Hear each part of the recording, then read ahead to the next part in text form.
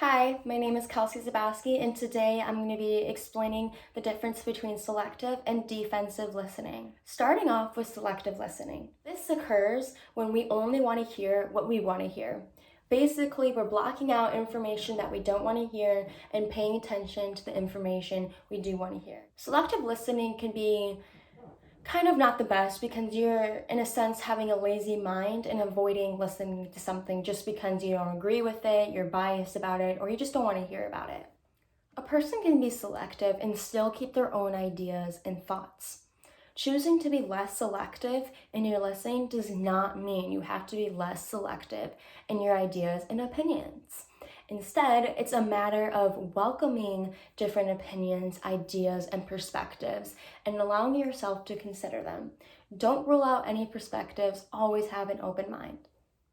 Whereas defensive listening is the act of perceiving personal attacks or hostility when in fact there is none intended. That means whenever someone is speaking to you, you think they're attacking you, so you have to be in this defense mode and you think you have to defend yourself, but really they're just trying to talk to you and you're just interpreting it as them attacking you.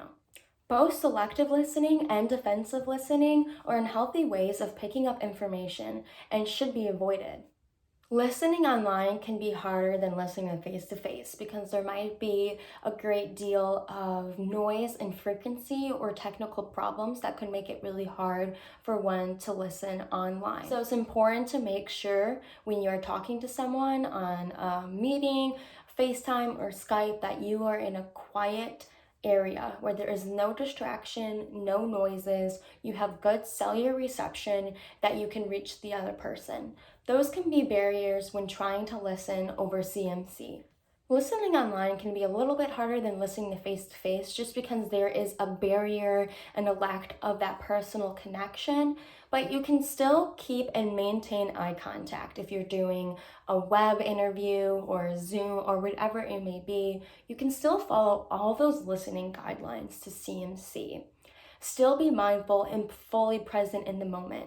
Just because you're online doesn't mean you can just not listen and just be on your phone and hear what they have to say. Really engage and be in the moment and put away all your distractions aside and focus on what the speaker has to say. This will make you a better communicator and a better online learning on being able to be an active listener. Follow those guidelines and I'm sure you will improve being a better listener in no time.